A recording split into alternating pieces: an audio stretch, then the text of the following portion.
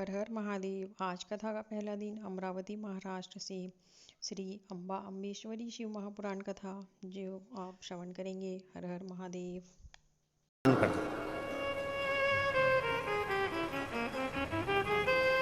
शिव महापुराण की कथा कहती है, आप अगर कहीं जा भी नहीं सकते तो शिव तत्व कहता है कि अपने घर में बैठकर भगवान शंकर की अविरल भक्ति को धारण करो। जितना आप शिव को याद करोगे उतना उतना आपकी जिंदगी का दुख कटेगा। शिव महापुराण में कथा आती है कि माता सती यज्ञ की अग्नि में कूदकर अपने प्राणों को त्याग दी। अब माता सती जब यज्ञ की अग्नि में कूदकर अपने प्राणों को त्याग दी और माता सती प्राणों को त्यागने के बाद भगवान शिव ने जब देखा कि माता सती के प्राण जा रहे हैं, पर सती ने बहुत बड़ी गलती कर दी। ये सती ने जो गलती करी, संसार का कोई व्यक्ति ऐसी गलती ना करे जो सती कर गई, जो माता सती ने करा। क्या गलती सती ने करी? सती ने सबसे बड़ी गलती माता सती ने करी कि यज्ञ की अग्नि में सती कूद गई। हमारा सनातन धर्म कहता है कोई यज्ञ हो रहा हो, कोई अनुष्ठान हो रहा हो, कोई कथा हो रही हो, कोई प्रवचन हो रहे हो, कोई धर्म का आयोजन हो रहा हो, कोई धार्मिक आयोजन हो रहा हो, बन सके तो उसमें प्रयास करना कि अपने हाथ को आगे बढ़ाकर उस यज्ञ को पूर्ण कराने का प्रयास करना, अपना टांग अपना पांव उसमें मत अड़ाना, नहीं तो सती जल जैसे जलकर भस्म होना पड़ सकता है। माता सती ने एक गलती कर दी कि यज्ञ के कुंड में माता सती चली।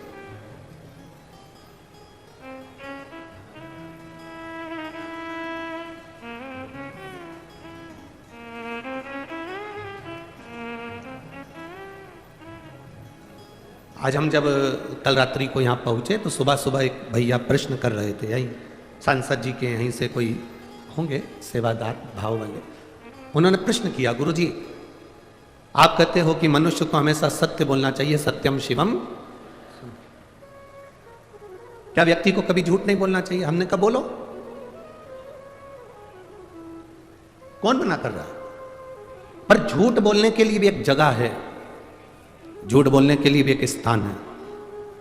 जब कोई गाय कसाई के हाथ में आ जाए, कटने जा रही हो, तब झूठ बोल दो कि ये गाय मेरी है और तू अब भी छोड़। झूठ बोलने के लिए भी एक स्थान बताया गया है कि उस स्थान पर झूठ बोल दो।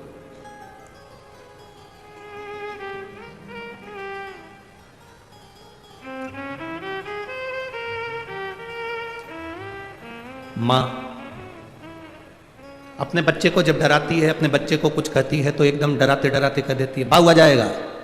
बच्चे को भय हो जाता है, डर जाता है, बच्चे में भय उत्पन्न हो जाता है कि बाऊ आएगा।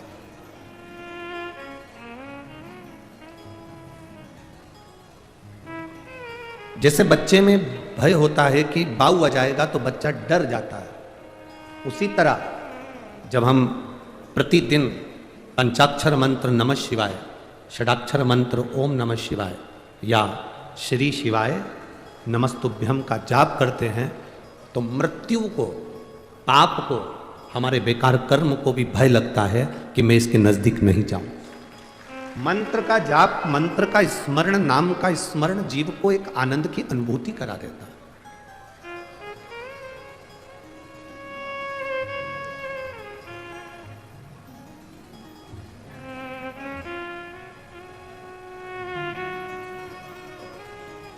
एक आनंद की अनुभूति कराने वाला। महाराज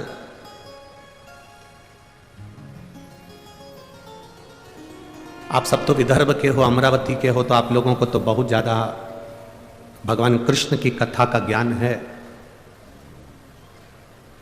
आप सब बहुत विद्वान भी हैं, पर आपने कथा सुनी होगी भगवान कृष्ण की धर्मपत्नी रुक्मणी जी की बुआ।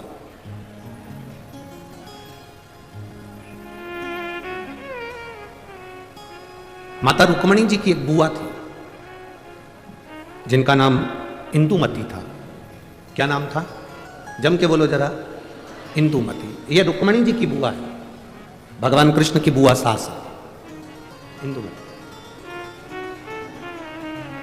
विदर्भराज भीष्मक की बहन है इंदुमती।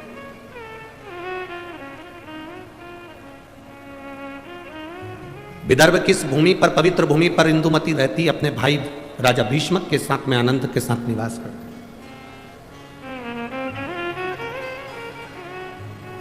माता इंदुमती का एक संकल्प सबसे प्रबल था। उस संकल्प के चक्कर में जितने इस विदर्भ में कोई द्रोही भी अगर अंदर प्रवेश करने की सोचता था तो इंदुमती को देखकर भय खा जाता था, इंदुमती को देखकर उसको भय लगने लगता था।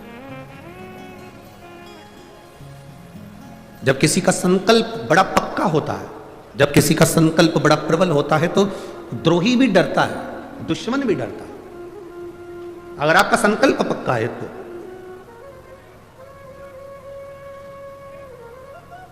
रुक्मणी जी की बुआ इंदुमती का संकल्प बड़ा पक्का था। और हमने पहले भी कथा में कहा कि संकल्प लेना तुम्हारा काम है और पूर्ण करना महादेव का काम है। पूर्ण वो करेगा, संकल्प आप लीजिए, पूर्ण करने की जवाबदारी परमात्मा की है। आपने संकल्प लिया कि मैं किसी संत का, साधु का मुख प्रतिदिन देखूंगी, तो संत साधु को तुम्हारे दरवाजे तक पहुंचाने की जवाबदारी उस परमात्मा की है। आपने संकल्प ले लिया कि मैं एकादशी का व्रत करूंगी, तो संकल्प आपने लिया पर पूर्ण करने की जवाबदारी उस परमात्मा की है। आपने संकल्प ले लिया कि मुझे 5 दिन शिव महापुराण की कथा जो मेरे विदर्भ में हो रही है, अमरावती में हो रही है, मुझे दिल से सुनना है। कितनी भी भीड़ आए, भीड़ का आना तो, भक्तों का आना तो, महादेव की कथा का रस तत्व है, भक्त तो आते ही रहेंगे। कितने ही भक्त आए, कितनी भी भीड़ आए, पर मेरा फर्ज है, मैं रामेश्वर नहीं जा सकती, मैं सोमेश्वर नहीं जा सकती, मैं नागेश्वर नहीं जा सकती, मैं विश्वेश्वर नहीं जा सकती, मैं त्र्यंबकेश्वर नहीं जा सकती, मैं भीमाशंकर नहीं जा सकती, मैं कृष्णेश्वर नहीं जा सकती, मैं केदारेश्वर नहीं जा सकती, तो मेरा 12 ज्योतिर्लिंग वाला मेरा महादेव अमरावती के पास में शिव पुराण के रूप में आ रहा है, तो मुझे वहां जाना है, मुझे वहां पहुंचना है। यह संकल्प आपके भीतर हो। मुझे 5 दिन की कथा है, मैंने अपने घर वालों से कह दिया कि मुझे आप डिस्टर्ब मत करना, अब मैं कथा सुनूंगी तब बात करूं। शादियों का सीजन भी है, बोलो तो अमरावती की चीजें सही है कि गलत है? अब शादियों का सीजन है तो जिनकी उनसे रिश्तेदारी है वो वहां चले गए, जिनकी इससे रिश्तेदारी है वो यहां आ गए। ये तो रिश्तेदारी का क्रम है, जहां जिसका संबंध बैठ जाए। उसने दिल से महादेव को जल चढ़ाया और उसका आचमन करा, उसकी जिंदगी के सारे दुख भी समाप्त हो जाते, सारे दुख।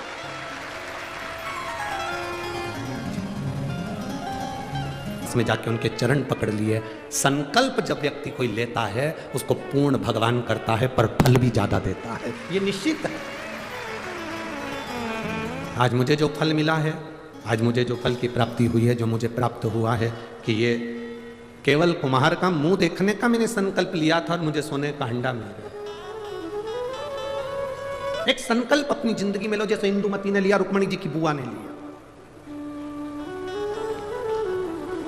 क्या संकल्प था इंदुमती का? क्यों विद्रोही डरते थे इंदुमती से? क्यों विदर्भ राजा भीष्मक के ऊपर बार बार आक्रमण नहीं होता था जब तक इंदुमती थी?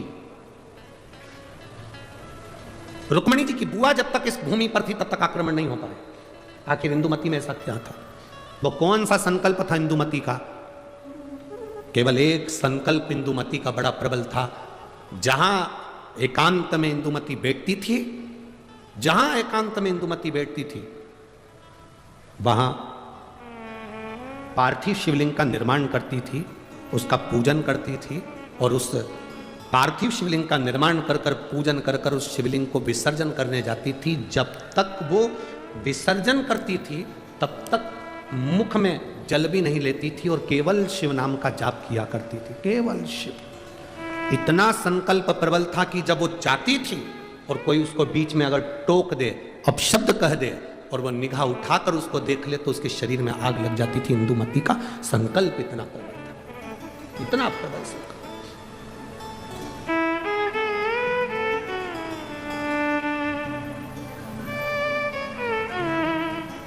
शिव महापुराण की कथा कहती है, शिव तत्व कहता है, देवादिदेव महादेव की कथा वर्णन करती है। इंदुमती कोई साधारण नहीं थी, उसकी भक्ति कोई साधारण नहीं, उसकी भक्ति साधारण नहीं है। इंदुमती साधारण नहीं है। एक पार्थिव शिवलिंग का निर्माण करना। पार्थिव शिवलिंग जानते हो ना सब लोग, जम के तो बोलो जरा, जानते हो ना सब, मिट्टी का पार्थिव शिवलिंग का निर्माण जब हम करते हैं तो दुनिया के लोगों को लगता है कि हमने शिवलिंग बनाया एक,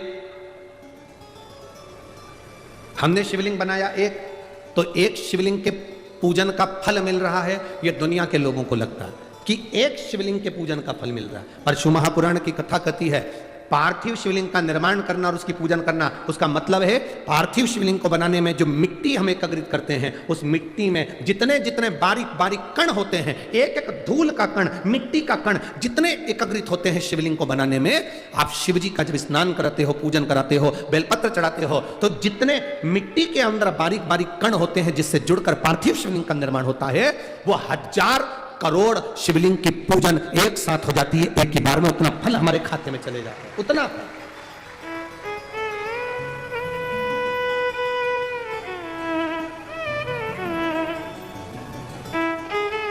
शंभो सरने मातो दया करी ने दर्शन एक पार्थिव शिवलिंग का निर्माण करना मतलब लाखों शंकर भगवान के स्वरूप की पूजन करना, एक पार्थिव शिवलिंग का निर्माण करना। आप में से कितने लोग हैं जो महीने में, 2 महीने में, 6 महीने में एक बार पार्थिव बनाते हैं? उठाओ जरा हाथ। एक आध बार पार्थिव बनाते हो? रखो, कुछ मत करो। आज अमरावती की इस पवित्र धारा से एक संकल्प ले लो कि महीने में जो हर महीने शिवरात्रि आती है, मैं महीने की हर महीने जो शिवरात्रि आती है उस शिवरात्रि पर अपने गमले में, घर में जो मिट्टी हो, गमले में मिट्टी हो, पेड़ पौधे की जो मिट्टी हो, अपने गमले की ही मिट्टी को वहीं पर ऊपर उठाकर उसी गमले के अंदर शिवलिंग बनाकर वहीं पर पूजन कर कर वहीं पर उसका विसर्जन कर दूंगी। उसका भी जो पुण्य है उतना ही मिलेगा जितना पार्थिव शिवलिंग के पूजन का। कोई नियम बना लो कि 1 महीने में एक बार मुझे पार्थिव बनाना। कोई नियम बना लो मैं 3 महीने में एक बार पार्थिव बनाऊंगी। कोई नियम बनाओ कि मैं 6 महीने में एक बार पार्थिव बनाऊंगी। कोई नियम बना लो कि मैं साल भर में एक बार, जो सावन के महीने में शिवरात्रि आती है, जैसा आप लोग सब ऑनलाइन बनाते ही हो, पार्थिव का निर्माण करो। एक संकल्प अपने भीतर।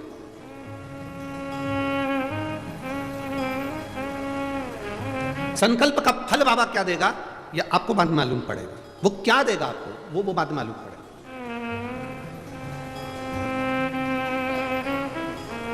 और तेरी कृपा बिना न हिले एक भी अणु, लेते हैं श्वास तेरी कृपा से तनो तनो। ले लेते हैं तो पूर्ण वो करता और उसका फल भी बहुत देता है।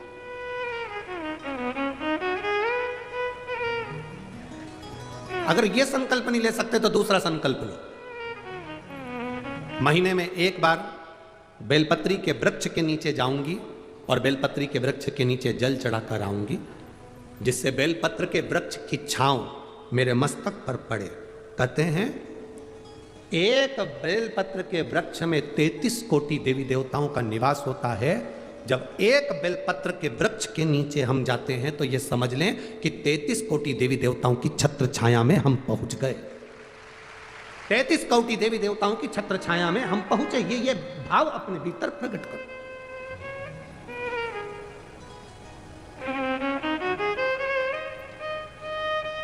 तैतीस कोटि देवताओं का आशीर्वाद हमको मिल रहा है। उनकी छत्र छाया में हम पहुंचे, उनका आशीर्वाद हमको प्राप्त हो। एक संकल्प अपने भीतर होना चाहिए। इंदुमती का संकल्प था शिवलिंग का निर्माण करना, पूजन करना, और उस शिवलिंग को जब तक वो विसर्जन नहीं कर देती तब तक वो बोलती नहीं, खाती नहीं, पीती नहीं। और कोई बीच में आकर अगर मान लो किसी सेना ने आक्रमण भी कर लिया तो उसको शस्त्र से लड़ने की जरूरत नहीं पड़ती थी। राजा भीष्मक, विदर्भराज भीष्मक शस्त्र लेकर आगे नहीं बढ़ता था। केवल इंदुमती का जो शिवलिंग का विसर्जन करने जाती थी इंदुमती, उसके नेत्र की ज्वाला इतनी प्रबल होती थी कि सामने जो सेना आती थी वो जलकर राख हो जाती थी। इसलिए कोई आक्रमण नहीं कर पाता था। इंदुमती का इतना इंदुमती के संकल्प का फल था। इतना कोई सहज है शंकर भगवान की भक्ति करना, शिव नाम लेना, राम नाम लेना, कृष्ण नाम लेना, भगवान की भक्ति को धारण करना, दत्त नाम लेना कोई साधारण है? आप जिस भाव से भगवान की भक्ति कर रहे हैं वो भगवान की भक्ति भगवान स्वीकार करता है।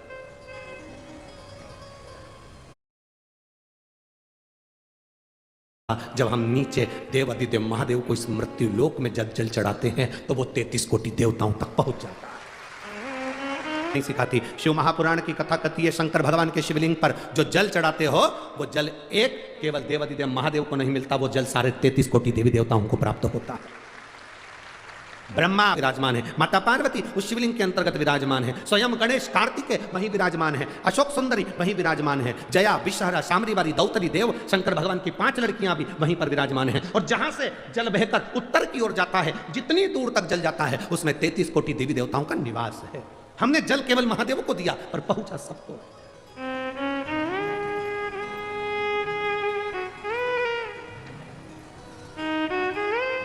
आप में से कितने लोग हैं जो शंकर जी को रोज 1 लोटा जल चढ़ाते हैं? उठाओ जरा, सभी हो, धर लो, वापिस धरो, वापिस धरो।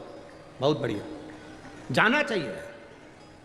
तेरे मंदिर में आना मेरा काम है और मेरी बिगड़ी बनाना तेरा काम। ये उसके ऊपर निर्भर करता है। हमारा फर्ज है हम उसके दरवाजे तक जाएं। हमारा फर्ज है कि हम उसकी चौखट तक जाएं। एक माँ ने लिखा,